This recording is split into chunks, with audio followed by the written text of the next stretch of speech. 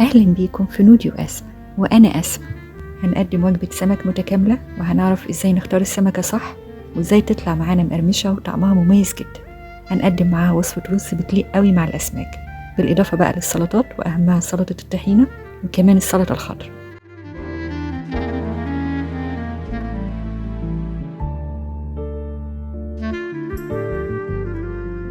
أول حاجة في بولة كبيرة هنضيف 3 لتر من المية، ولكل لتر مية هضيف 3 معالق كبيرة مليانة هرمية من الملح.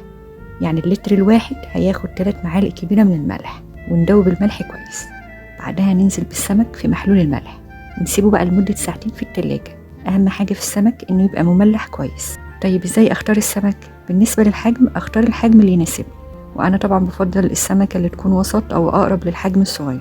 فكل ما كان السمك حجمها صغير بالنسبة للسمك المقلي بتبقى أفضل في الطعم.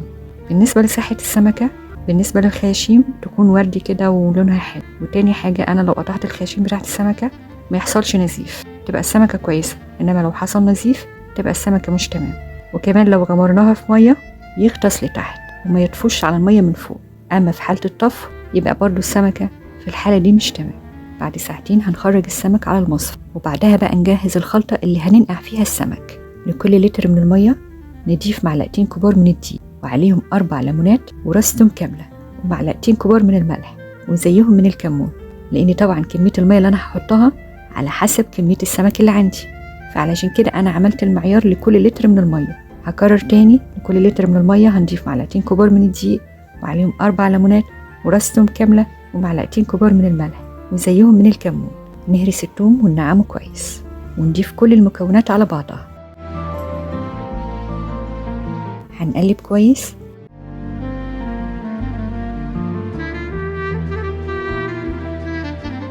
بعدها نضيف عصير الليمون ونقلبه قبل إضافة المية علشان الدقيق ما يكلكعش معانا ويعمل تكتلات. وبعدها بضيف باقي كمية المية.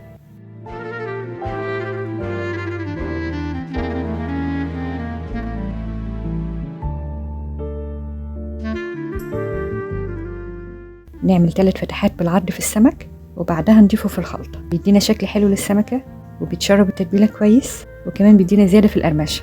نسيبه بقى في الخلطة يعني مش أقل من 4 ساعات. بعدها بقى بنخرج السمك على مصفى، ويكون بطن السمكة المفتوحة لتحت والظهر لفوق علشان يتصفى كويس. آخر حاجة بقى بنغلف السمكة كويس في الدقيق قبل القلي مباشرة. في مرحلة القلي بقى بنقلي السمك في زيت غزير، وبلاش نسخن الزيت لدرجة الغليان ويطلع منه أبخرة، لأنه غير صحي وبيدينا لون ونتيجة مش حلو. وبلاش نخلي درجة الحرارة على أعلى حاجة، بنهدي الحرارة للوسط، هيطلع معانا السمك مقرمش ولونه حلو. نخرجه بقى على مناديل مطبخ، وبلاش نحط السمك اللي لسه خارج من الزيت سخن على السمك اللي هدي ودرجة حرارته بردت. لكن بعد ما يبرد كله بنجمعه في إناء واحد عادي، مفيش مشكلة.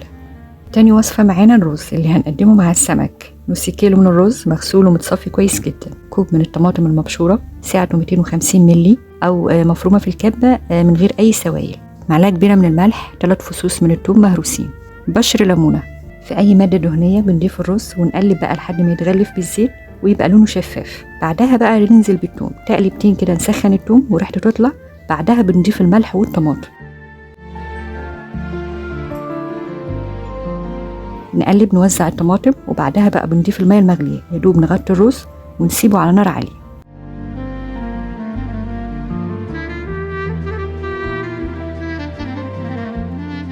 وأول ما يبتدي يتشرب السوائل ومنسوب المية يهبط، نهدي الحرارة على الآخر. بعد الرز ما يتشرب كمية المية تماما بنضيف بشر الليمونة ونقلب.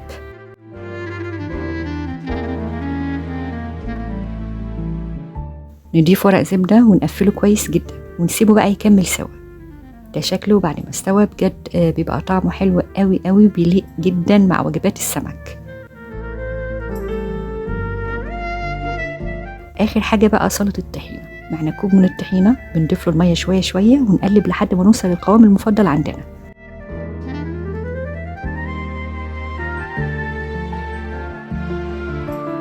بعدها بقى بنضيف معلقة صغيرة من الملح وزيها كمون، وعليها فص من الثوم وعصير ليمونة. الحالة الوحيدة اللي بنضيف فيها لسلطة الطحينة الثوم لما تكون مع السمك، لكن لو هنقدمها مع أي حاجة تانية مش بنضيف لها الثوم. وهنضيف لها رشة من الكمون عند التقديم، وممكن شطة بتليق قوي. ومش هننسى بقى السلطة الخضراء، أساسها الطماطم والخيار وباقي الخضار ده بقى حسب الرغبة. هنضيف لها بقى كزبرة خضراء وجزر. المميز بقى في الطريقة دي بالسمك ان احنا مش بنلاقي بواقي توم او اي خلطات داخلية جوه السمك، لكن طعمه بيبقى واخد من كل النكهات اللي احنا حاطينها. كده وصلنا لنهاية وصفتنا. استنونا في وصفاتنا اللي جاية مع نودي وأسماء، وبالهنا على قلوبكم.